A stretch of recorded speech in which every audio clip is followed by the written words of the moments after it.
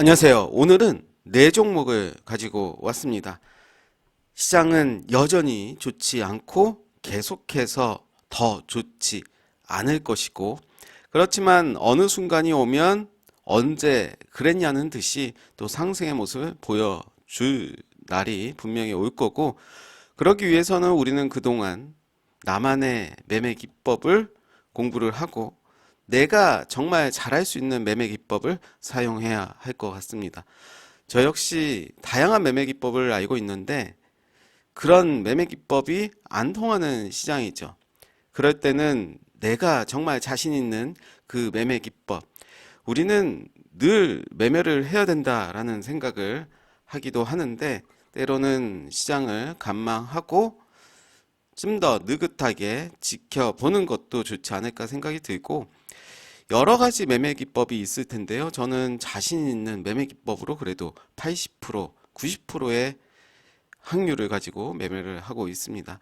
아무리 좋은 확률이라도 시장에 내가 안 될 때가 있고 그럴 때는 시장에 인정을 할 필요가 있을 텐데요.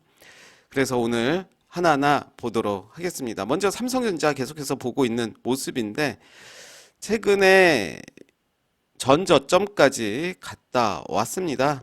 52,000원까지 갔다 왔고, 그리고 최근에는 8%까지 오르는 모습을 보여줬죠. 계속해서 빠졌고 다시 이 자리 55,000원 요 부근을 지켜줄 것이라고 생각 들고, 저는 더 빠진다 하더라도 5만 원대는 지켜주지 않을까. 그렇다면 우리는 이 종목을 좀 더 지켜보거나 저점에서는 추가 매수하는 방법을 할 필요가 있지 않을까 생각 들고요. 지금의 자리에서 저는 오히려 추가 매수의 마음으로 가져가야 되지 않을까 생각 들고, 저는 만약 개인적으로 이 종목을 가지고 있다면 8만 원 정도의 팔 마음으로 지금부터 단가를 6만 원대, 5만 5천 원에서 6만 원대로 가진다면 대략 30%에서 40%의 수익을 만들 수 있지 않을까 생각 들고요. 그래서 그런 관점으로 본다면 지금의 자리에서는 여유 있게 매수하는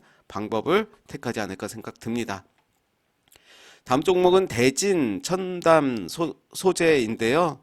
신규 상장주죠. 최근에 쭉 올랐다가 5일선 깨지는 모습 보여줬고 바닥을 만드는 모습을 보여줬습니다.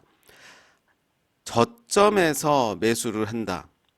어렵죠. 우리가 저점을 확인할 방법이 없고 저점이라고 샀지만 더 저점이 나오는 경우도 있을 텐데요.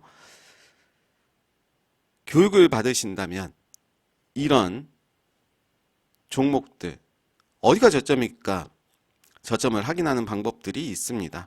그렇다면 지금의 자리에서는 저는 이렇게 볼 것 같습니다. 일단은 음봉으로 쭉 빠졌습니다. 5음봉이 나왔고, 물론 이 음봉은 상승의 음봉으로 마무리가 됐고 그 이후로 또 상승이 나와줬고 아랫꼬리가 달리는 모습을 보여줬습니다. 그렇다면 저는 저만의 기준이 있긴 한데요. 이 정도 라인으로, 종가 기준으로 이 정도 라인을 지켜주는 모습을 보여준다. 지금의 가격이 9만 3천 원으로, 아니죠? 9,300원이죠? 9천, 아니죠. 9,300원이 아니라 다시 한번 볼게요.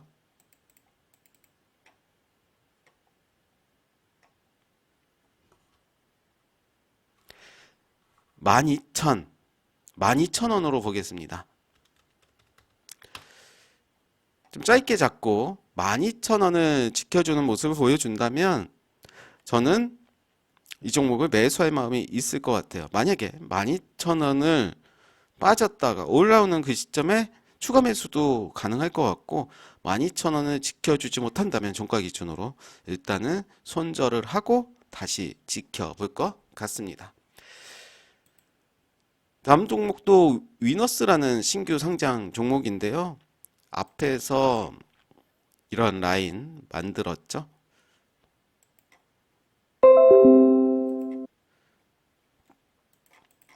이 라인을 만들었고 그 다음에 이제 저점이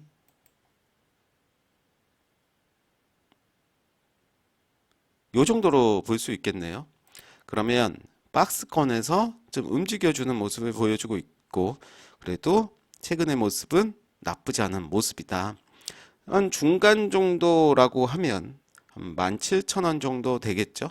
17,000원. 종가가 16,970원에 끝났고 17,000원대. 그래서 우리는 흐름을 지켜볼 필요가 있겠고, 지금의 자리에서는 관망을 하면서 매수 타점을 지켜보는 것이 좋지 않을까 생각되고, 매수를 했다면 손절 라인 잡고 들어갈 필요가 있겠다라는 생각이 듭니다. 주봉의 모습이고요. 분봉의 모습도 한번 볼까요?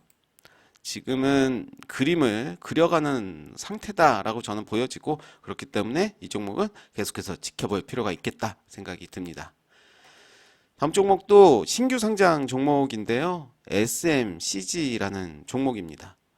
저는 첫 번째 봉을 늘 관심 있게 보고 기준점으로 보고 있고, 바로 이 자리죠. 이 자리가 고점이었고 고점을 뚫어준 모습이었습니다. 그리고 거래 대금도 726억이 터지는 모습을 보여줬고요. 그렇다면 이 종목도 한번 볼까요? 주봉 신고가죠. 신고가의 모습을 보여주고 있고, 역시 그림을 그리고 있다라고 생각이 듭니다. 그렇다면 매수 타점을 잡아야겠죠. 그거를 제가 알려줄 수도 없고, 제가 알려준다 하더라도 그게 맞을 수가 없고, 그렇기 때문에 나만의 기준을 어떻게 잡느냐가 가장 중요하지 않을까 생각이 들고요. 다음 종목은 제이준 코스메틱입니다. 좀 만들어가고 있는 모습을 보여주고 있죠.